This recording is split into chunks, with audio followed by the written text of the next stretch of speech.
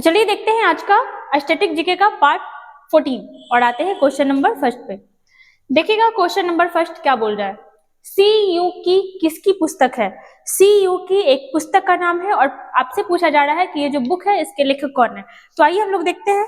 और यहाँ पे आप अगर ऑप्शन देख पा रहे होगे तो मेगास्थनीज है, हेरोडोट्स है, ह्वेनसांग है और फाहियान है, जो किसी न किसी बुक से रिलेटेड पर्सन है।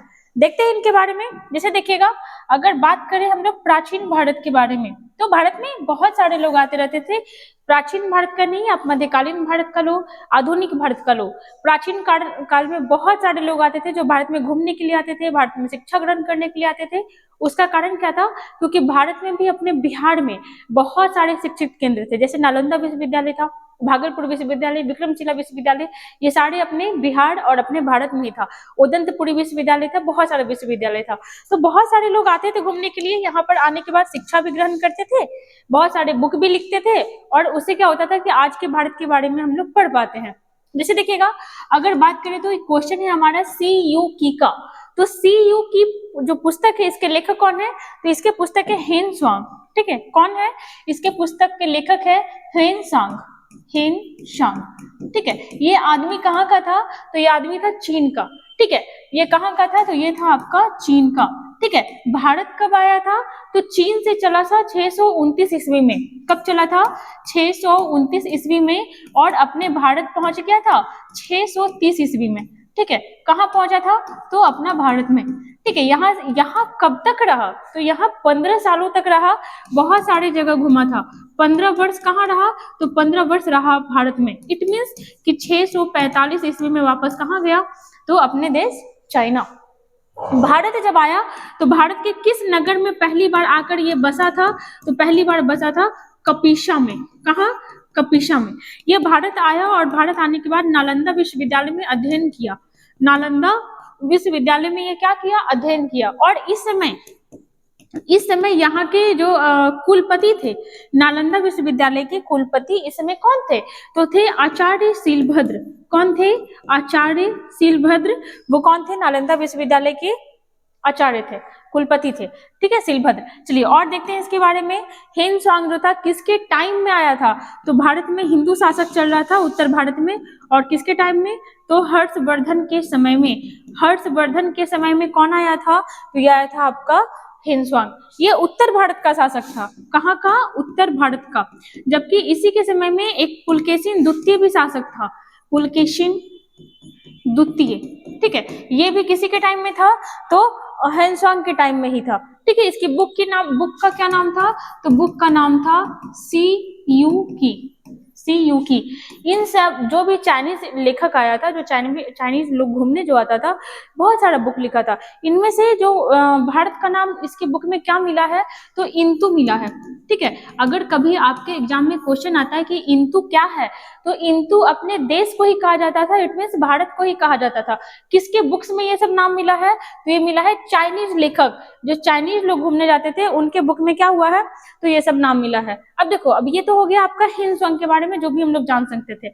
हम लोग अगर बात करें तो भारत में बहुत सारे लोग आते थे, चाइनीज भी आते थे, यूनानी भी आते थे, ईरानी भी आते थे। चाइनीज में ना आप एक ट्रिक याद रखना, इससे आपको ना क्रम याद हो जाएगा। किसका? तो चाइनीज लेखकों का, जो भारत में आए थे और भारत के बारे में कुछ ना कुछ बुक लिख के गए हैं। जैसे आपका ट्रिक क्या हो जाएगा? फांसी हुई, है ना। जैसे ही आप ये वर्ड यूज करते हो फांसी हुई, तो देखो इससे कौन कौन सा नाम निकलेगा। फा से हो जाएगा आपका फाहियान।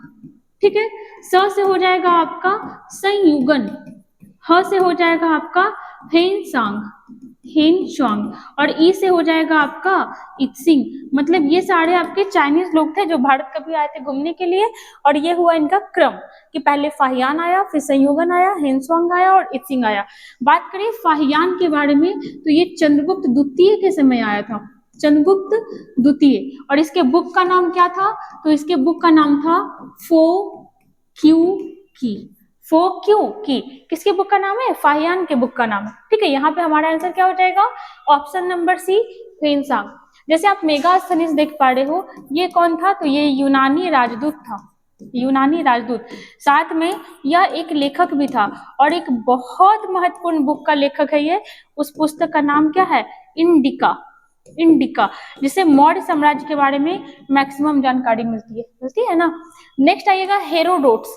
हेरोडोट्स को कहा जाता है father of history, father of history, क्योंकि हिस्ट्री लिखने की शुरुआत सिस्टमेटिक ढंग से पहली बार किसने किया, तो ये किया हेरोडोट्स ने।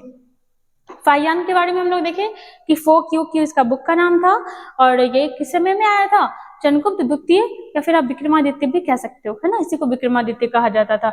आइएगा क्वेश्चन नंबर 2 में, WTO की स्थापना कब हुई थी। पहले तो आइएगा कि WTO क्या है, तो इसका फुल फॉर्म हो जाएगा आपका world trade organisation, world trade organisation. इसका जो स्थापना है किस समझौता के अनुसार हुआ, तो मराकेश समझौता, मराकेश समझौता या इसी को सहमति भी कहते हैं। मराकेश समझौता के अनुसार किसका स्थापना हुआ, तो ये हुआ WTO, वर्ल्ड ट्रेड ऑर्गेनाइजेशन।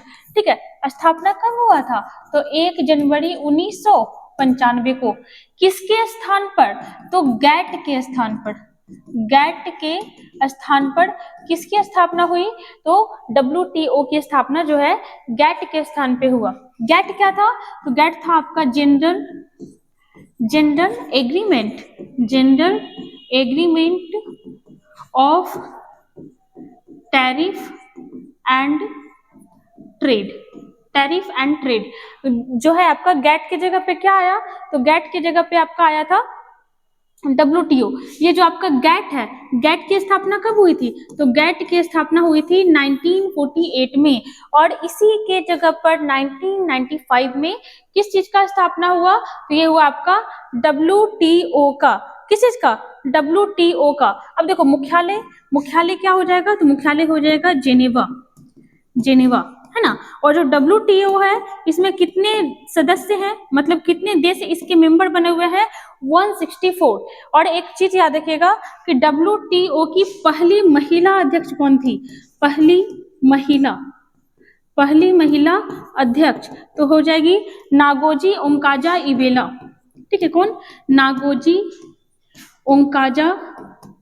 ओंकाजा इबेला, ये कौन है, तो सारी एक ही महिला का नाम है इतना बड़ा सा, और ये कहाँ की महिला है, तो ये अफ्रीका की एक देश है जिसका नाम है नाइजीरिया।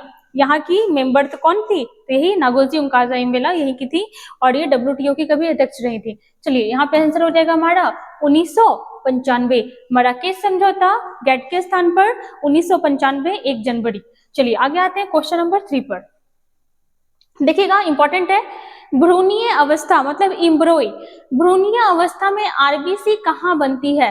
पहले तो आ जाओ कि RBC है क्या, कौन सा कंपोनेंट है RBC, तो हमारे ब्लड में पाया जाता है RBC, WBC और आपका प्लेटलेट्स। चलिए आते हैं हम लोग RBC में। RBC फुल फॉर्म हो जाएगा इसका रेड ब्लड कॉर्पुसेल्स। क्या होता है, ये होता है RBC, जबकि इसको साइंटिफिक फॉर्म में कहा जाता है एरिथ्रोसाइट्स। क्वेश्चन है कि भ्रूणीय अवस्था में RBC कहाँ बनती है। चलो पहले भ्रूणीय अवस्था से हम लोग अपने बॉडी में देख लेते हैं। पहले तो आ जाओ कि RBC हमारे बॉडी में कहाँ बनता है, तो रेड बोन मैरो में बनता है, रेड बोन मैरो क्या होता है, तो चलो मान लो कि आपका ये हड्डी है, ठीक है, इस टाइप का होता है ना ऐसे, तो हड्डी में क्या होता है ना कि आपका इस टाइप के यहाँ पे जाली नुमा संरचना बना होता है, कुछ रेड होता है और कुछ येलो वाला होता है, कुछ होता है आपका रेड वाला और कुछ होता है आपका येलो वाला। तो जो येलो वाला पार्ट होता है वहां पे क्या बनता है, तो वहां पे आपका प्लेटलेट्स वगैरह बनता है, और जो रेड वाला पार्ट होता है यहाँ पे क्या बनता है, यहाँ पे बनता है आपका RBC, है ना। तो इस तरीके से तो आप बोलोगे कि भाई हमारे बॉडी में टोटल 206 हड्डी है, तो आपको ये पता होना चाहिए कि टोटल हड्डी में ब्लड नहीं बनता है। जो हमारे शरीर का लंबा हड्डी होता है, मजबूत हड्डी होता है, उसी के बोन मैरो में क्या बनता है, तो ब्लड बनता है। तो जहां तक हम लोग को पता है ये क्या हो जाएगा, तो ये हो जाएगा वयस्क के शरीर में, मतलब यंग के शरीर में। जबकि हम लोग को पता है कि छोटा जो बच्चा होता है उसके बॉडी में कितनी हड्डी होते हैं, 300 हड्डी होते हैं। क्यों? क्योंकि उसका हड्डी बहुत ही छोटे छोटे पार्ट में होता है। जैसे हमारा अगर ये एक पैर है तो उस बच्चे का इस टाइप का 3 टाइप का रहता है, 3 4 रहेगा और फिर सारा जुड़ के एक पैर बन जाएगा, तो हड्डी का संख्या ज्यादा होगा ना, और हड्डी क्या होगा, छोटा होगा। हम लोग को पता है कि जो बड़ा हड्डी होता है उसके बोन मैरो में ब्लड बनता है, क्योंकि भ्रूणीय अवस्था में तो और भी हड्डी छोटा होगा, तो इसीलिए जो बच्चा होता है, इसलिए जो बच्चा होता है उसका जो ब्लड होता है वो कहाँ बनता है, तो जो इम्ब्रोई होता है, इम्ब्रोई है ना, भ्रूणीय अवस्था, इसमें जो ब्लड होता है ये बनता है लीवर में और बनता है स्प्लीन में। ठीक है, लीवर और स्प्लीन में भ्रूणीय अवस्था में ब्लड बनता है। तो ये क्या हो जाएगा, ऑप्शन नंबर सी। आप एक चीज याद रखोगे कि हमारे आरबीसी में जो है आपका न्यूक्लियस नहीं पाया जाता है, बोले तो केंद्रक नहीं पाया जाता है, लेकिन कुछ जंतु ऐसे हैं जिनके बॉडी के आरबीसी में पाया जाता है। जैसे क्या हो जाएगा, तो एक लामा जंतु हो जाएगा और एक ऊंट हो जाएगा। ठीक है, जिराफ भी आपको कहीं कहीं मिल जाएगा लिखा हुआ। तो आरबीसी में केंद्रक नहीं होता है, लेकिन लामा और ऊंट के आरबीसी में क्या होगा, केंद्रक होगा। हमारे आरबीसी में होगा, नहीं होगा। आपके आरबीसी में तो बिल्कुल भी नहीं होगा। जैसे इसका जो लाइफ स्पैन होता है ये 1 to 120 डेज होता है ना। उसके बाद फिर क्या होता है, तो स्प्लीन में ही जाके इसकी डेथ हो जाती है, इसलिए इसको आरबीसी का कब्रगाह भी कहा जाता है। 20 से 120 दिन के बीच क्या होता है, तो आरबीसी का क्या होता है, लाइफ स्पैन होता है। ठीक है, अगर आपसे पूछे कि जो आपका आरबीसी की संख्या होती है ये किससे काउंट की जाती है, हमारे बॉडी में आरबीसी की संख्या किससे काउंट की जाती है, तो ये हो जाएगा आपका हीमोसाइटोमीटर। हीमोसाइटोमीटर से क्या होता है, तो आरबीसी की संख्या काउंट की जाती है। जब हमारे बॉडी में आरबीसी, ठीक है, जब हम ऊंचाई पर जाते हैं, क्या, तो जब हम ऊंचाई पर जाते हैं तो क्या होता है, ऊंचाई पर जाते हैं तो आरबीसी की संख्या बढ़ जाती है। आरबीसी की संख्या क्या होती है, बढ़ जाती है। आरबीसी में एक पिगमेंट होता है, आरबीसी में एक पिगमेंट होता है जिसका नाम क्या है, इसका नाम है हीमोग्लोबिन। ठीक है, हीमोग्लोबिन क्या है, एक प्रकार का प्रोटीन है जो ब्लड को कौन सा कलर प्रदान करता है, तो ये हो जाएगा आपका रेड। ठीक है, जब कभी भी हीमोग्लोबिन की संख्या में कमी होती है, हीमोग्लोबिन की संख्या में जब कमी होती है तो कौन सा बीमारी होता है, एनीमिया। और जब हीमोग्लोबिन बढ़ जाता है, जब हीमोग्लोबिन या आरबीसी बढ़ती है, ठीक है, तो कौन सा बीमारी कहलाएगा, कहाँ पर लिखे अब, तो कौन सा बीमारी कहलाएगा, ये कहलाएगा पॉलीसाइथीमिया। पॉलीसाइथेमिया आप याद रखोगे, पॉलीसाइथेमिया। आरबीसी का जब संख्या बढ़ जाएगा तो क्या कहलाएगा, पॉलीसाइथेमिया, और आरबीसी का संख्या जब घट जाएगा तो क्या कहलाएगा, तब कहलाएगा आपका एनीमिया, है ना। चलिए आप इतना याद रखिएगा, यहाँ पे आंसर हो जाएगा ऑप्शन नंबर सी, बोथ। चलिए आते हैं क्वेश्चन नंबर 4 पे। देखिएगा, पेड़ की छालों पर उगने वाले लाइकेन कहलाते हैं। पहले तो आ जाओ कि लाइकेन क्या होता है। सबसे पहले आइएगा, देखिएगा, जैसे आप लोग जानते होंगे लाइकेन, कवक और शैवाल का नाम सुने हो, कवक और शैवाल। देखो क्या होता है कि आपको पता है कि जब कवक और शैवाल जब मिलता है तभी क्या बनता है, तब बनता है लाइकेन। क्या बनता है, लाइकेन। जब कवक और क्या हो गया, ये सैलाब नहीं होगा, शैवाल होगा। ठीक है, शैवाल। जब कवक और शैवाल मिलता है तो क्या बनाता है, लाइकेन बनाता है। जैसे देखो कैसे बनाता है, तो एक चीज देखिएगा यहाँ पे, कवक जो है जल, प्रोटीन, विटामिन और खनिज। ठीक है, ये सारा चीज कवक जो है जल, प्रोटीन, विटामिन, खनिज है, किसको प्रोवाइड करवाता है, शैवाल को। कवक जो है इतने सारे चीज किसको प्रोवाइड करता है, शैवाल को। और जब शैवाल को इतने सारी चीज मिलता है तो शैवाल क्या करता है, शैवाल करता है फोटोसिंथेसिस। क्या करता है, फोटोसिंथेसिस। और जैसे ही फोटोसिंथेसिस होता है तो दोनों में क्या करेगा, ग्लूकोज बनाएगा, कार्बोहाइड्रेट बनाएगा और फिर आपका वृद्धि करेगा। तो इसीलिए कवक और शैवाल मिलके क्या करते हैं, फोटोसिंथेसिस करते हैं, क्योंकि दोनों अगर एक साथ रहेंगे तभी कर पाएगा, ऐसा नहीं कर पाएगा। और जब कवक और शैवाल एक साथ रहता है तो क्या कहलाता है, लाइकेन। लाइकेन वर्ड का सर्वप्रथम प्रयोग किसने किया, लाइकेन शब्द का सर्वप्रथम प्रयोग किसने किया, तो ये कौन किया था, जो किया था थियोफ्रेस्टस। लाइकेन का जो अध्ययन होता है क्या कहलाता है, तो ये कहलाता है लाइकेनोलॉजी। लाइकेन जो होता है एक प्रकार का वायु प्रदूषक होता है, वायु प्रदूषक नहीं होता, सॉरी, वायु प्रदूषक की जांच करता है, वायु प्रदूषक की जांच करने वाला। कैसे जांच करने वाला, देखो कैसे होता है। तो क्या होता है ना कि जिस एरिया में ज्यादा वायु पॉल्यूशन होता है, जिस एरिया में ज्यादा एयर पॉल्यूशन होता है, उस जगह पर क्या होता है, तो उस जगह पर जो है आपका ये लाइकेन उग ही नहीं पाता है। तो जहां पर भी लाइकेन वृद्धि नहीं कर पाएगा, जहां पर भी लाइकेन ग्रो नहीं कर पाएगा, तो उससे क्या पता चलता है साइंटिस्ट लोग को, उससे पता चलता है कि उस एरिया में एयर पॉल्यूशन ज्यादा है, उस एरिया में पॉल्यूशन बहुत ज्यादा है, इसलिए लाइकेन क्या कर रहा है, तो सर्वाइव नहीं कर पा रहा है। चलिए आगे देखिएगा, जैसे हम लोग क्या देखें कि लाइकेन का जो अध्ययन होता है ये क्या कहलाता है, लाइकेनोलॉजी। हमारे पास क्वेश्चन था पेड़ की छालों पर उगने वाले लाइकेन क्या कहलाते हैं, तो पेड़ की छालों पर उगने वाले जो लाइकेन होते हैं यह कोर्टिकोलस कहलाते हैं, है ना, कोर्टिकोलस कहलाते हैं। जबकि चट्टान पर उगने वाले लाइकेन, चट्टान पर उगने वाले लाइकेन क्या कहलाते हैं, तो ये कहलाते हैं सेक्सिकोल्स, है ना, जो चट्टान पर उगता है वो क्या कहलाता है, सेक्सिकोल्स। जैसे देखिएगा एक है आपका आर्चिल और लेक्नोरा, आर्चिल और लेक्नोरा क्या है ये, तो ये भी आपका लाइकेन है, क्या है, लाइकेन। और इस लाइकेन से क्या होता है, हमें नीला रंग मिलता है, नीला रंग, नीला रंग जो नेचुरल रूप से कहाँ से मिलता है, तो ये मिलता है अर्चिल और लेक्नोरा से। कहाँ से, अर्चिल और लेक्नोरा से। और एक और होता है Rosella lichen, Rosella lichen, Rosella lichen. इससे क्या होता है, तो लिटमस पत्र होता है ना, जिससे हम लोग को अम्ल क्षार भस्म पता चलता है, लिटमस पत्र किससे प्रदान होता है, मतलब मिलता है, तो आप लाइकेन पढ़ते होगे, लेकिन अगर लाइकेन में भी आपसे नाम पूछ लेगा तो रोसेला लाइकेन, है ना। चलो आगे आते हैं हम लोग क्वेश्चन नंबर 5 पर। इनमें से कौन सा शब्द वॉलीबॉल से संबंधित है, हम लोग को पता है कि वॉलीबॉल एक प्रकार का गेम है, और क्वेश्चन आपसे कर रहा है कि इनमें से कौन सा शब्द वॉलीबॉल से संबंधित है। देखते हैं हम लोग, लव हो गया, ब्लॉकिंग, फ्लोटर और स्पाइरल, ये सारे शब्द जो है आपका वॉलीबॉल गेम से संबंधित है। यहाँ पे क्या हो जाएगा, ऑप्शन नंबर ई। देखिएगा अगर वॉलीबॉल के बारे में देखें तो 1895 ईस्वी में, कहाँ, तो यूएसए में, और किसके द्वारा, तो जी मॉर्गन के द्वारा, जी मॉर्गन के द्वारा यह गेम शुरू किया गया था। किसके द्वारा, जी मॉर्गन के द्वारा 1895 ईस्वी में, और कहा, तो यूएसए में। उसके बाद फिर देखिएगा आपका international volleyball federation, international volleyball federation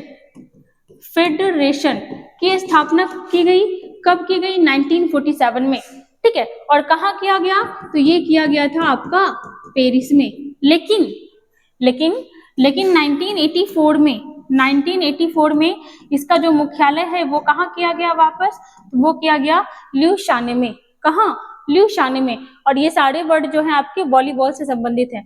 volleyball में एक बार में कितना टीम खेलता है, तो 2 टीम खेलता है। एक टीम में कितना प्लेयर होता है, एक तरफ, तो 6 प्लेयर। तो इस तरीके से आप कह सकते हो कि टोटल 12 प्लेयर एक बार में आपका वॉलीबॉल में खेलता है, ठीक है। चलिए क्वेश्चन बनते हैं इससे। आगे आते हैं हम लोग क्वेश्चन नंबर 6 में। देखिएगा किस एक्ट के तहत दास प्रथा को बैन किया गया। हम लोग को पता है कि जब अंग्रेज लोग हम पे शासन कर रहे थे, भारत में व्यापार कर रहे थे, व्यापार के बाद राजनीति में भी हस्तक्षेप किए, और एक छत्र शासन किसका हो गया भारत में, तो अंग्रेजों का हो गया। थोड़े बहुत एरिया में फ्रांसीसी पुर्तगाली भी थे, लेकिन ज्यादा एरिया में आपका ब्रिटिश था। तो एक टाइम ऐसा आया कि भारत में जो कानून चल रहा था वो ब्रिटिशों का चल रहा था। वो कानून वो लोग यहाँ पे बैठ के नहीं बनाते थे, कहाँ बनाते थे, तो अपने देश ब्रिटेन में बनाते थे, और वहां से एक्ट भेजते थे, और उनके द्वारा आया हुआ कुछ आदमी यहाँ पे क्या करता था, तो उस कानून का इम्प्लीमेंटेशन करवाता था। चलिए आइएगा, हम लोग से क्वेश्चन किया है यहाँ पर कि किस एक्ट के तहत दास प्रथा को बैन किया गया था। तो ये बैन किया गया था 1843 के एक्ट के तहत। किसके द्वारा, 1843 के एक्ट के तहत। 1843 में 10 साल बाद दास प्रथा को किसके द्वारा, तो लॉर्ड एलन बरो के द्वारा समाप्त किया गया, ठीक है। लॉर्ड एलन बरो के द्वारा क्या किया गया, तो दास प्रथा को समाप्त किया गया। चलिए अब हम लोग आते हैं थोड़ा सा 1833 के एक्ट के तहत देख लेते हैं क्या क्या हुआ था। 1833 का एक्ट के बारे में थोड़ा सा देखते हैं। देखो हुआ क्या था 1833 के एक्ट के तहत क्या होता था। मान लो कि ये अपना भारत है, तो ये आपका बंगाल वाला रीजन था, ये बम्बई वाला था और ये मद्रास वाला था। ये था बंगाल, ये था बम्बई और ये था आपका मद्रास वाला रीजन। तो 1833 के एक्ट के तहत क्या किया गया, इस समय तक भारत में क्या रहता था, बंगाल का जो गवर्नर जनरल था ये कंपनी का सर्वोच्च आदमी था। लेकिन 1833 के एक्ट के तहत क्या किया गया कि ये बम्बई वाले को और ये मद्रास वाले को दोनों को किसके अंडर में कर दिया गया, तो बंगाल वाले के अंदर में। क्योंकि इसका पावर बढ़ा, क्यों, क्योंकि पहले बंगाल तक इसका अधिकार था, लेकिन अब इसका अधिकार बंबई में भी हो गया और मद्रास में भी हो गया। तो चूंकि इसका अधिकार बढ़ा इसलिए इसका पद भी बढ़ा दिया गया और इसको बना दिया गया भारत का गवर्नर जनरल, है ना। इस पद को क्या बना दिया गया, भारत का गवर्नर जनरल। और पहला व्यक्ति जो भारत का गवर्नर जनरल बन के आया उसका नाम क्या था, तो उसका नाम था Lord William Bentinck. Lord William Bentinck इसका नाम था, ठीक है। और जो कि इसका अधिकार क्षेत्र बढ़ गया तो इस पे काम का बर्डन भी बढ़ गया और इस पे काम का बर्डन बढ़ा इसलिए एक और पद बनाया गया जिसका नाम था भारत का विधि सदस्य। भारत का विधि सदस्य मतलब इस भारत के गवर्नर जनरल को मदद करने के लिए एक आदमी होगा और उस आदमी के पद का नाम क्या होगा, विधि सदस्य, ठीक है। और आप एक चीज याद रखिएगा कि 1834 में एक विधि आयोग का भी गठन किया गया। विधि आयोग का गठन किसके अध्यक्षता में, तो लॉर्ड मैकाले की अध्यक्षता में क्या बनाया गया, तो भारत का विधि आयोग बनाया गया। और वो किस लिए था, तो भारत के गवर्नर जनरल का हेल्प करने के लिए। और क्या किया गया, तो जो कंपनी था इसका कंपनी का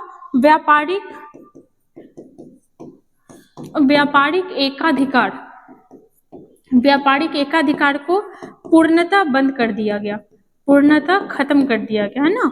किस टाइम में किया गया, तो ये किया गया आपका 1833 के एक्ट के तहत कंपनी का जो व्यापारिक एकाधिकार था इसको खत्म कर दिया गया। 1843 में दास प्रथा बैन किया गया।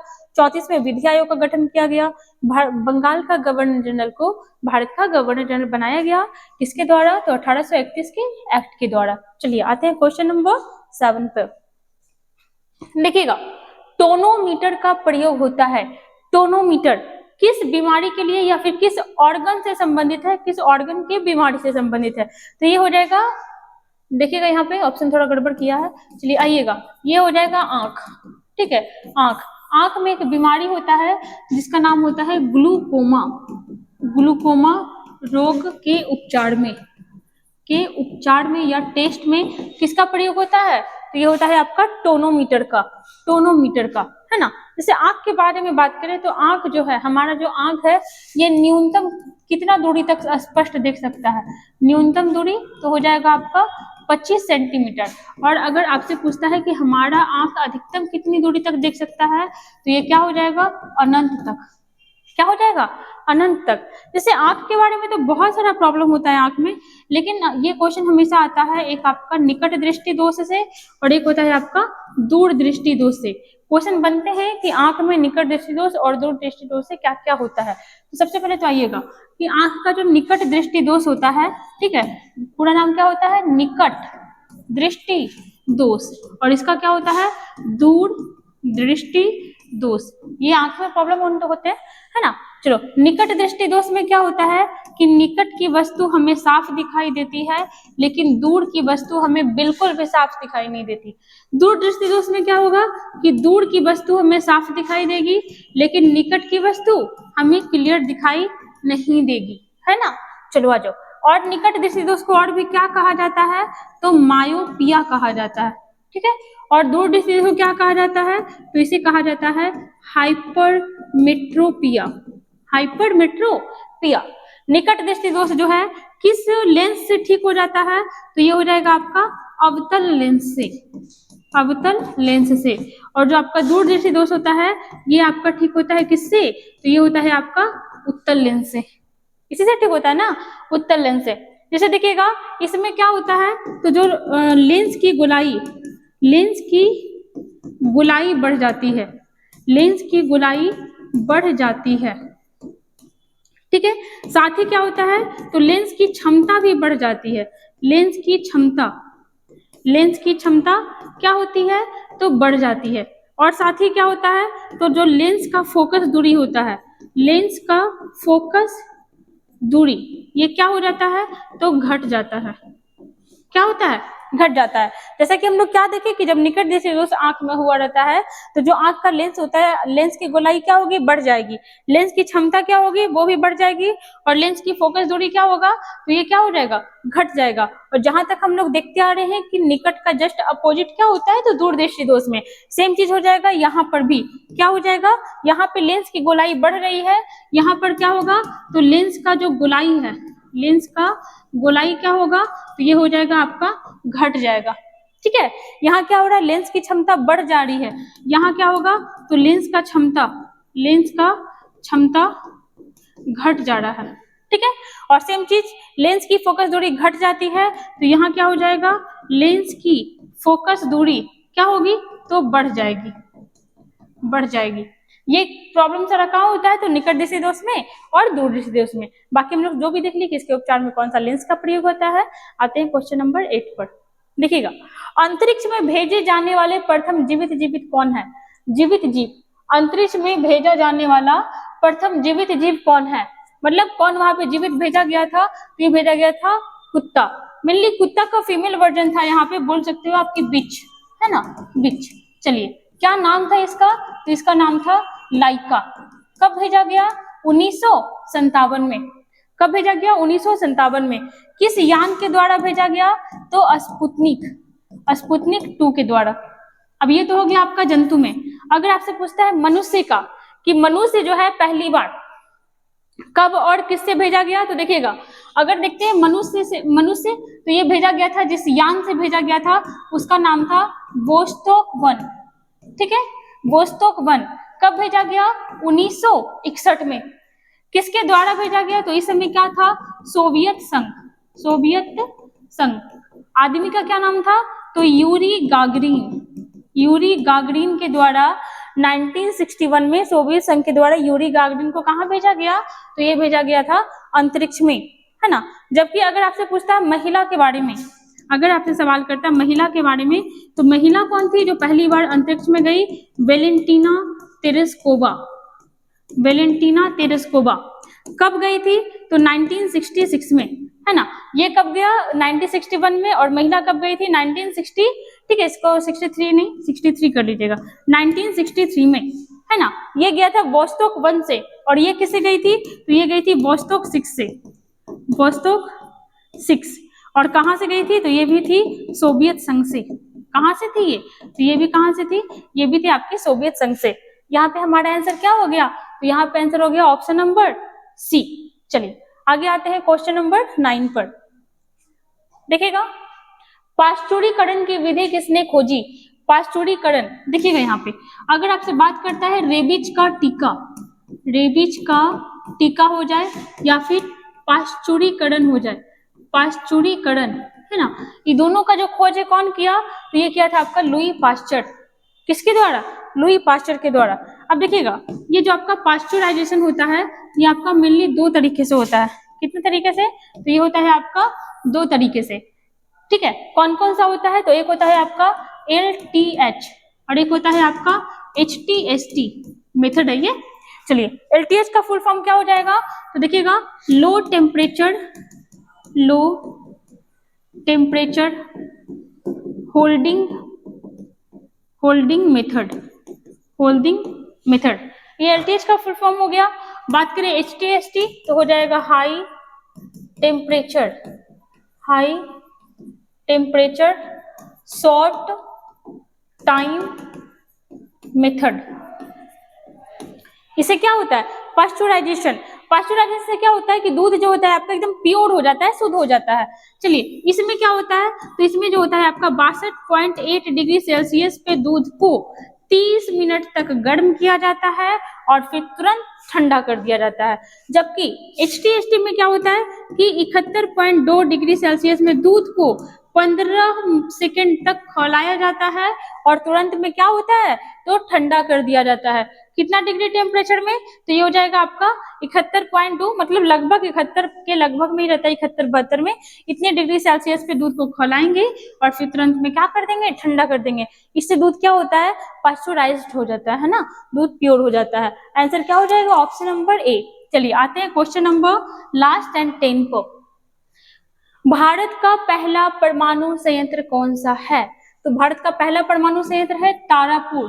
कहाँ है ये, तो ये है महाराष्ट्र में। स्थापना कब हुआ था, 1969 में। एक करंट का क्वेश्चन है, उत्तर भारत का पहला परमाणु संयंत्र कहाँ बनाया जा रहा है, आप बताओगे, हम बहुत बार बताए थे, ठीक है। कहाँ बनाया जा रहा है उत्तर भारत का पहला परमाणु संयंत्र। चलिए यहाँ पे आइएगा, जैसे कुछ कुछ देखते हैं। काकड़ापाड़ा जो है ये कहाँ का है, तो ये है आपका गुजरात का परमाणु संयंत्र। कुडनकुलम ये भी परमाणु संयंत्र है, और ये कहाँ का है, तो ये है आपका तमिलनाडु का। एक और आएगा आपका तमिलनाडु का कलपक्कम, ये परमाणु संयंत्र भी कहाँ का है, तो ये भी है तमिलनाडु का। जैसे एक आपसे सवाल करेगा, कैगा परमाणु संयंत्र कहाँ है, तो ये है आपका कर्नाटक में। एक है आपका नरोरा परमाणु संयंत्र कहाँ का है, तो यह है आपका यूपी का। एक और रावत भाटा परमाणु संयंत्र कहाँ है, तो ये है आपका राजस्थान में। और ये रावत भाटा वाला इस बार बिहार पुलिस में पूछा हुआ क्वेश्चन है, तो सब क्वेश्चन बनते रहते हैं यहाँ पे। तारापुर वाला कब बना था, 1969 में। भारत का सबसे पुराना है, कहाँ है, तो यह है आपका महाराष्ट्र का। चलिए ठीक है, यहाँ पे हमारा 10 क्वेश्चन कंप्लीट हुआ विथ फुल एक्सप्लेनेशन के साथ। और ऐसे ही बने रहिए हमारे साथ, मिलते हैं नेक्स्ट वीडियो में।